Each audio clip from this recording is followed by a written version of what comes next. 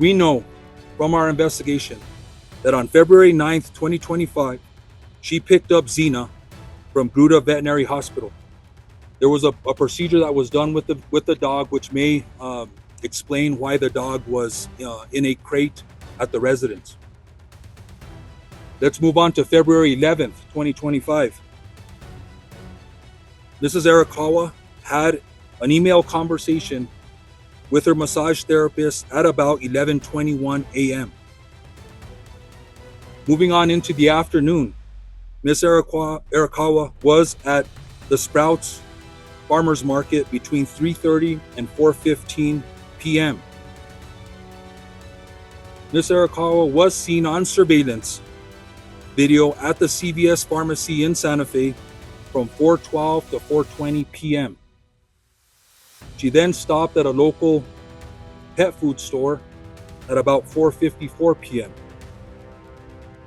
Her car was seen on surveillance, and the remote control clicker that is assigned to her and her vehicle was used to enter the subdivision to gain access to the gated community at 5:15 p.m. Numerous emails were unopened on her computer on February 11th. There was no additional outgoing communication from her or known activity after February 11th, 2025.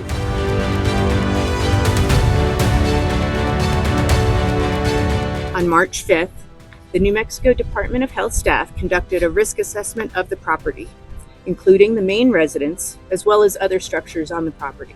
We did identify signs of rodent entry in other structures on the property and provided information and resources about reducing the risk of hantavirus transmission related to those areas.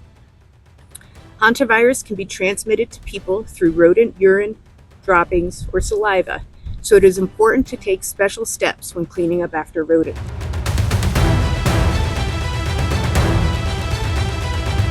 Mortality rate of the hantavirus strain in the Southwest is about 38 to 50%.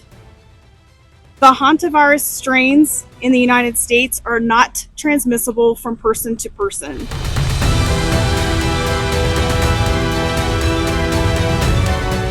It can go back to hantavirus infection, which initiates with what's called a prodromal phase.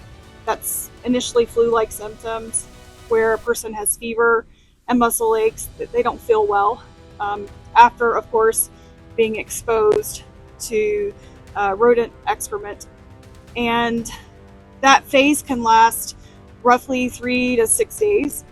And then they can transition to that pulmonary phase where they have fluid in their lungs and around their lungs. And at that point, a person can die very quickly, within 24 to 48 hours, roughly speaking, without medical treatment. It's not uncommon to find someone down on the floor as part of a terminal collapse, so to speak, and that may very well have been what happened. I don't think she was on the floor alive for a couple of days. I think that she went through that time period, and I don't know when she began to feel ill, and those are just things that I don't know that I'm ever going to have the answers to.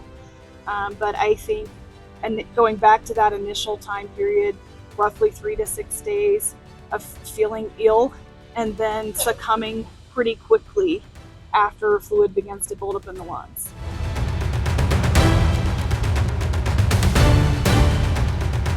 The cause of death for Miss Betsy Hackman, aged 65 years, is hantavirus pulmonary syndrome.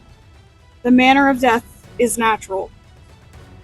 Autopsy examination and full-body postmortem CT demonstrated no findings of trauma internally or externally, with microscopic findings consistent with hantavirus pulmonary syndrome. Laboratory testing was positive for hantavirus at a clinical lab, with required confirmation testing positive at Scientific Laboratories Division. Cause of death for Mr. Gene Hackman, aged 95 years, is hypertensive and atherosclerotic cardiovascular disease, with Alzheimer's disease as a significant contributory factor. Laboratory testing performed at Scientific Laboratories Division was negative for COVID-19, influenza, and other common respiratory viruses. Testing for Hantavirus was negative. Testing for carbon monoxide was negative. Additionally, there were no autopsy findings concerning for hantavirus infection.